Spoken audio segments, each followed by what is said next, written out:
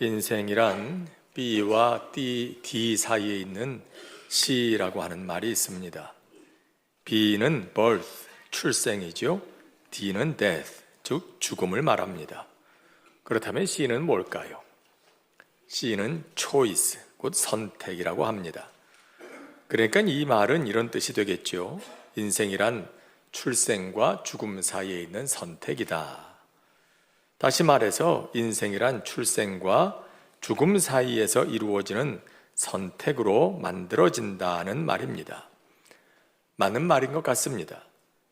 영국의 경제학자인 노리다 허츠라고 하는 분이 쓴 책이 있습니다. 누가 내 생각을 움직이는가? 라는 그 책에서 그는 이렇게 말합니다. 사람은 매일 적어도 1만 가지에 이르는 사소한 결정을 내려야 하는데 그 중에 먹는 것과 관련된 선택만 해도 자그마치 227가지나 된다고 합니다. 여러분은 하루에 몇 가지의 결정을 내리고 있다고 생각하십니까? 정말로 우리의 인생이란 계속되는 선택의 연속인 것 같습니다. 올바른 결정은 우리의 인생을 복된 길로 이끌고 잘못된 결정은 그 반대의 결과를 낳습니다. 역사상 가장 치명적인 선택이 있었다면 뭐니 해도 에덴 동산에서 있었던 아담과 하와의 선택이었을 것입니다. 뱀이 하와에게 동산 중앙에 있는 나무 열매를 먹으라고 합니다. 그 열매를 먹으면 하나님처럼 될 거라고, 하나님처럼 능력 있고 하나님처럼 지혜 있고 그렇게 될 거라고 말이죠. 하지만 하와는 이미 하나님의 말씀을 알고 있습니다. 동산의 모든 열매는 다 먹어도 좋지만 중앙에 있는 열매만큼은 먹지 마라. 그 열매를 먹으면 정령 죽게 될 것이다 하신 그 말씀을 기억하고 있습니다. 그 하나님의 말씀이 두렵기도 합니다. 하지만 뱀의 말은 더없이 달콤합니다. 둘 사이에서 갈등하던 하와는 뱀의 말을 선택하고 말지요. 기어이 죄가 세상에 들어오고 하나님의 창조 세계는 죄로 물들게 되는 비극을 낳게 됐습니다. 그런데 이 이야기를 조금 비틀어서 이런 이야기로 바꾼 내용도 있습니다. 만일 에덴 동산이 한국에 있었다면 어떻게 됐을까? 아담과 하와가 한국 사람이었다면 어떻게 됐을까? 만일 그랬다면 그런 일은 없었을 거랍니다. 왜 그럴까요? 한국 사람이었다면 뱀탕을 끓여 먹었을 테니까. 그 진작에 뱀탕을 끓여 먹었어야 되는데 그걸 그냥 내버려 둬가지고 말이죠. 여러분, 어쨌든 바른 선택을 한다는 것은 우리 인생에 매우 중요한 일임에 틀림이 없습니다. 오늘의 말씀에서 주님께서는 우리 앞에 두 가지 중요한 선택의 길이 있다고 하십니다. 하나는 좁은 문으로 가는 길이요, 다른 하나는 넓은 문으로 가는 길이라고 하십니다. 그리고 말씀하시죠. 그 두 가지 문 가운데 좁은 문으로 가는 길을 선택하는 것이 지혜로운 일이라고 하십니다. 왜냐하면 그 길이 우리의 인생을 생명으로, 하나님이 주시는 복된 삶으로 인도하기 때문이라고 하십니다. 모쪼록 우리 모두가 주님이 말씀하시는 좁은 문으로 가는 길을 선택해서 하나님 주시는 생명과 은혜를 누리게 되기를 주님의 이름으로 축원합니다. 그렇다면 이 좁은 문, 과연 무엇을 말씀하시는 걸까요? 단순히 많은 사람들이 가는 쉽고 편한 길이냐, 아니면 어렵고 힘든 길이냐, 이것만을 말하는 게 아니죠. 넓고 많은 사람들이 간다고 다 넓은 길만인 것도 아니고요, 또 힘들다고만 해서 다 좁은 길인 것도 아닙니다. 그렇다면 주님이 말씀하시는 좁은 문, 과연 무엇이겠습니까? 먼저 이 좁은 문은 예수님 자신을 말씀하심입니다. 예수님이 좁은 문입니다. 주님의 말씀입니다. 내가 곧 길이요 진리요 생명이니 나로 말미암지 않고는 아버지께로 올 자가 없느니라. 또 베드로도 유대인들 앞에서 담대하게 이렇게 말합니다. 다른 이로서는 구원을 받을 수 없나니 천하 사람 중에 구원받을 만한 다른 이름을 주신 일이 없다고 합니다. 여러분, 그렇습니다. 다른 길은 없습니다. 오직 예수님만이 구원의 길입니다. 예수님이 아니고는 죄사함 받을 수 없습니다. 예수님이 아니고는 하나님이 어떤 분인지 바르게 알 수 있는 길이 없습니다. 그런데 어떤 사람들은 구원의 길이 여럿이 있다고 이야기하기도 하지요. 산 정상에 오르는 등산로가 하나가 아닌 것처럼 구원의 길도 여러 가지다. 부처도 있고 마호멧도 있고 이신도 있고 저신도 있다. 마음에 드는 대로 선택하면 된다 합니다. 하지만 만일 그것이 진리였다면 예수님께서 말씀해 주셨을 겁니다. 이런 것들이 있으니 그 가운데 하나 너희들 좋은 대로 택하라, 그렇게 말이죠. 하지만 주님은 그렇게 말씀하지 않으십니다. 내가 곧 길이요 진리요 생명이다. 나로 말미암지 않고는 아버지께로 올 자가 없다 하십니다. 다른 이로서는 구원을 받을 수 없나니 구원받을 만한 다른 이름을 주신 일이 없다, 분명하게 말씀하십니다. 생명으로, 구원으로, 영생으로, 천국으로 인도하는 길은 이 길 하나뿐입니다. 이 문 하나뿐입니다. 그래서 좁은 문입니다. 이것도 되고 저것도 되는 넓은 문이 아닌 것입니다. 오직 예수, 좁은 문입니다.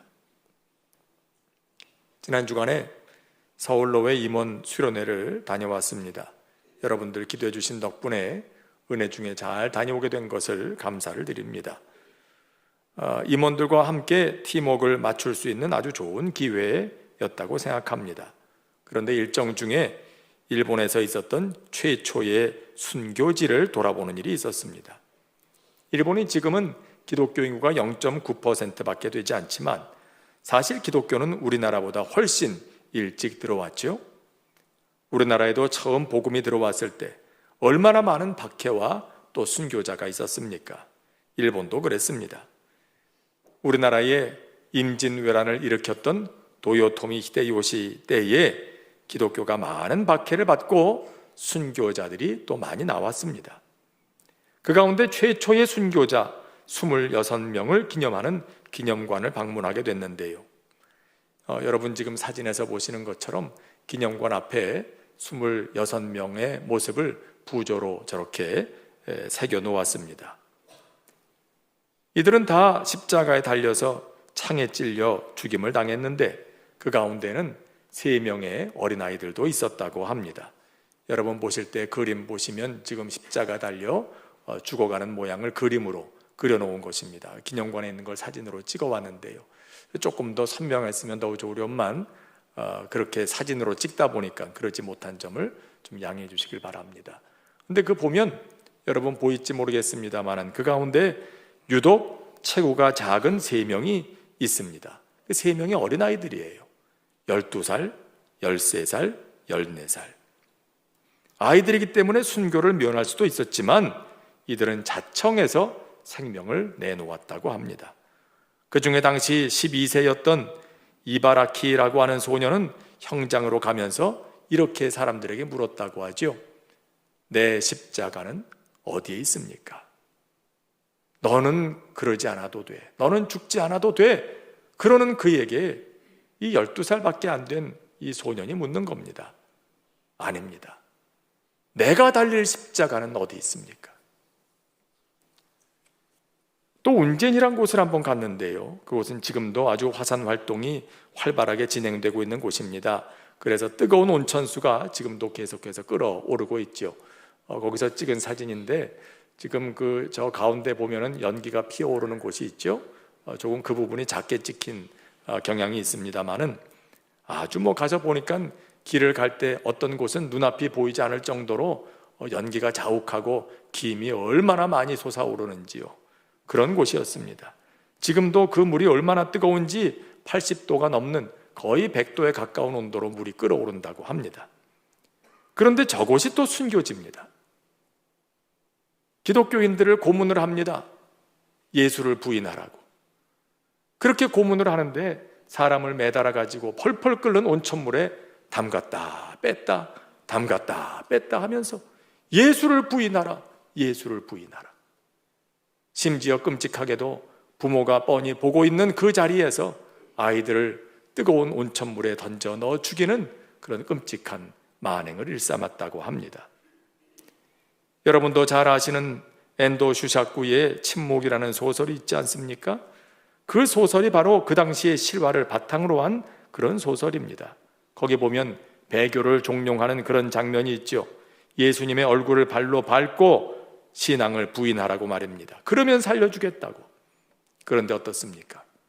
그걸 할 수 없어서, 나는 예수를 모른다고 그 말 한마디를 할 수 없어서, 그래서 십자가를 지지 않습니까? 그들은 왜 그랬을까요? 생명이 귀한 줄 몰라서? 더 이상 이 세상 살고 싶지 않아서? 그것이 아니죠. 생명으로 가는 길은 오직 예수밖에 없다는 걸 알았기 때문입니다. 그 진리를 부인할 수 없어서 그랬던 겁니다. 여러분, 예수님이 좁은 길입니다. 예수님이 바로 좁은 문입니다. 오직 예수님만이 우리에게 생명, 영원한 생명, 하나님께서 주시는 영원한 은혜를 주실 수 있는 분이십니다. 둘째로, 이 좁은 문은 예수님께서 가신 그 길, 십자가의 길을 말하고 있습니다. 거룩하신 하나님의 백성으로 살아가는 삶의 모습을 말하는 것입니다. 오늘의 본문은 매우 짧습니다만은 사실 이 말씀은 앞서 하신 예수님의 말씀을 요약하는 대목이기도 합니다. 마태복음 5장부터 7장까지의 내용을 흔히 산상수훈이라고 부르죠. 산 위에서 주신 말씀, 귀한 가르침, 그런 뜻이죠. 이 말씀들은 모두가 거룩하신 하나님의 백성들은 어떻게 살아야 하는가, 죄로 물든 세상에서 살아가야 할 그리스도인들의 삶이 무엇인가를 가르치시는 내용입니다. 우리가 잘 아는 팔복, 심령이 가난한 자는 복이 있나니, 그것으로 시작하는 8가지 복으로부터 시작해서 주님께서는 하나님의 백성들은 이렇게 살아야 한다 가르쳐 주십니다. 그런데 그 내용이 다 세상 사람들이 살아가는 삶의 방식과는 거리가 있는 것을 우리는 알 수가 있습니다. 예컨대 주님 말씀하시죠. 또 눈은 눈으로 이는 이로 갚으라 하였다는 것을 너희가 들었으나 나는 너희에게 이르노니 악한 자를 대적하지 말라. 그리고 말씀하십니다. 오른편 뺨을 치거든 왼편도 돌려대라. 속옷을 가지고자 하거든 겉옷까지 내주어라. 오리를 가게 하거든 십리를 동행해 주어라. 여러분, 누가 그렇게 하겠습니까? 누구나 자기를 해하는 원수에게 똑같이 갚아주고 싶지 않겠습니까? 그것이 죄로 물든 이 세상 사람들의 방식이 아니겠습니까? 그런데 주님께서는 그렇게 하지 말라고 하십니다. 도리어 그런 원수를 사랑하라 하십니다. 그들을 후하게 대접하라. 그에게 호의를 베풀어 주어라 말씀하십니다. 이 세상의 사람들은 다 사람들의 인정을 받고 싶어 합니다. 그런데 주님께서는 사람들의 인정을 받으려 하지 말라 하십니다. 도리어 구제할 때도 오른손이 하는 것 왼손이 모르게 하라 하십니다. 은밀하게 오직 하나님만 아시게 하라 하십니다. 사람에게 보상을 바라지 말고 하나님께서 주실 것을 갚아주실 걸 기대하라 하십니다. 사람들은 누구나 보물을 땅에 쌓아두고 그걸 펑펑 쓰면서 누리고 싶어 합니다. 그런데 주님은 말씀하십니다. 보물을 땅에 쌓아두지 마라. 대신에 하늘에 쌓아두어라. 하나님 앞에서, 천국에서 인정받을 수 있는 그런 일에 다 쓰라는 겁니다. 사람들은 할 수만 있으면 좋은 건 먹고 입고 마시면서 살고 싶어 합니다. 그런데 주님께서는 그런 것에 관심 갖지 마라. 그의 나라와 그의 의, 다시 말해서 하나님께서 기뻐하시는 일에 관심을 두고 살라고 하십니다. 원수를 갚는 일, 많은 사람들이 아는 넓은 길입니다. 그런데 그 원수에게 호의를 베푸는 일, 좀처럼 내키지 않는 일이죠. 그래서 사람들이 적습니다. 좁은 길, 좁은 문입니다. 사람들에게 인정받는 일은 누구나 원하는 넓은 길입니다. 하지만 그것을 마다하고 남몰래 선을 행하는 일은 생색이 나질 않습니다. 기 같은 수고라도 좀 생색이 나야 그래야 하지 않겠어요? 근데 그렇지 않은 일은 바보처럼 느껴집니다. 생색도 나지 않는 일, 이거 해서 뭐하나? 사람들이 알아주지도 않는 일, 이건 해서 뭐하나? 그렇게 느껴지죠. 그래서 좀처럼 하려 하지 않습니다. 좁은 길, 좁은 문인 겁니다. 사람들은 다 섬김받고 싶어 하지 섬기는 수고를 하고 싶어 하지 않습니다. 그런데 주님은 섬기라고 하십니다. 좁은 길, 좁은 문입니다. 그리고 실제로 주님은 그 길을 가셨습니다. 사람들이 예수님을 십자가에 못 박을 때 예수님께서는 성자 하나님으로서 그 능력으로 그들을 진멸하실 수 있었습니다. 당장에 그들을 심판하실 수 있었습니다. 사람들은 그런 장면을 보고 싶어 했습니다. 제자들도 은근히 주님께서 그렇게 하시기를, 엘리야가 그랬던 것처럼 하늘에서 불이 내려 이 사람들을 다 멸하시는 통쾌한 장면을 보고 싶어 했습니다. 하지만 주님은 그렇게 하지 않으십니다. 그것이 하나님의 뜻이 아님을 아셨기 때문입니다. 하나님의 뜻은 우리의 모든 죄를 지시고 십자가에서 대신 형벌을 받으시는 것이었습니다. 우리의 죄를 대신 지시는 속죄의 어린 양이 되셔서 우리 대신 생명을 내어주시는 일이었습니다. 그리고 주님은 말씀하시죠. 내가 너희에게 행한 것 같이 너희도 하게 하려 하여 내가 본을 보였다고 말입니다. 여러분, 그렇습니다.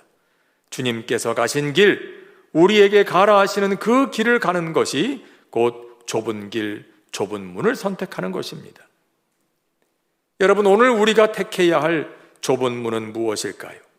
하나님께서 가라 하시는 그 길, 하나님께서 기뻐하실 만한 그 길은 무엇일까요? 우리도 우리 몸이 또 하자는 대로 내버려 두면 몸도 망가지지 않습니까? 하고 싶은 거 다 하고 먹고 싶은 거 다 먹고 건강할 수 있겠습니까? 그럴 수 없지요. 건강도 좁은 길로 갈 때 지킬 수 있습니다. 하고 싶은 건 많아도 먹고 싶은 건 많아도 건강에 도움이 되는 길, 좁은 길 택해야 하는 겁니다. 하고 싶은 말, 하고 싶은 거 다 하고 평화가 지켜지겠습니까? 갖고 싶은 거 다 갖고 하고 싶은 말 다 하겠다고 하다가 세상에 전쟁이 나지 않습니까? 가정에서도 사람들 사이에서도 평화가 깨지고 다툼이 생기지 않습니까? 평화도요, 좁은 문으로 갈 때 지켜질 수 있습니다. 세상에서의 성공도 사실 좁은 길로 가야 하지 않습니까? 여기 기웃 저기 기웃 하면서 성공할 수 있습니까? 꿈을 이룰 수 있습니까? 자기가 선택한 그 길에 집중해야 하지 않겠습니까? 하물며 영생의 길이라면 어떻겠습니까? 하나님께서 기뻐하시는 그 길에 집중해야 하지 않겠습니까? 그게 바로 좁은 문인 거죠. 오늘은 예수님의 고난을 묵상하면서 지내는 사순절 세 번째 주일입니다. 우리를 구원하시기 위해서 좁은 길 가신 주님을 생각하면서 오늘 우리가 택해야 할 좁은 문은 무엇인지 깊이 생각하는 날입니다. 특별히 3.1절 기념주일이기도 하지요. 3.1절, 이 나라의 독립을 위해서 희생했던 우리의 선조들, 그분들이 하신 모든 일들도 결국 좁은 문을 택하신 일입니다. 신사 앞에 참배하라는 그 요구를 거절합니다. 무엇 때문에? 예수님이 좁은 문인 걸 알기 때문에. 이 나라의 독립을 가져오고 사람이 사람답게 살 수 있는 자유로운 나라를 만들어가는 게 하나님의 뜻임을 알았기 때문에 그분들은 일제의 총칼 앞에서도 만세를 불렀던 것입니다. 여러분, 오늘 우리의 기도 제목은 뭘까요? 사람들이 구하는 것처럼 그렇게 넓은 길, 편한 길, 쉬운 길, 많은 사람들이 가는 길 가기를 구하십니까? 이제는 우리의 기도가 바뀌어야 할 것입니다. 좁은 문으로 가게 하옵소서. 잠깐 편하고 잠깐 영광이 있고 잠깐 이로운 것 같으나 결국은 멸망으로 가는 넓은 길이 아니라 잠깐 힘들어도, 잠깐 낮아지는 것 같아도, 잠깐 손해보는 것 같아도 결국은 생명으로 가는 좁은 문 선택하는 것이 하나님의 지혜입니다. 그 길을 갈 때 성령님께서 우리의 삶을 인도하십니다. 보호해 주십니다. 능력을 주십니다. 그리고 그런 우리를 통해서 주님의 나라가 이루어지게 하십니다. 그래서 주님 말씀하십니다. 좁은 문으로 들어가라. 멸망으로 인도하는 문은 크고 그 길이 넓어 그리로 들어가는 자가 많고 생명으로 인도하는 문은 좁고 길이 협착하여 찾는 자가 적음이라. 기도하겠습니다. 은혜로우신 하나님 아버지, 넓은 길 버리고 좁은 길 택하여 가신 주님의 모습을 생각하며 우리에게 주신 주님의 말씀을 다시 듣습니다. 주님, 이제 기도하오니 넓고 편하고 많은 사람들이 가는 그 길보다 마침내 생명으로 인도하는 좁은 문 선택할 수 있도록 날마다 신령한 지혜를 더하여 주시고 성령님께서 저희들을 감동하여 주옵소서. 그런 삶으로 이 땅에 주의 나라 이루어가는 저희들 되게 하여 주시옵소서. 예수님의 이름으로 기도합니다. 아멘.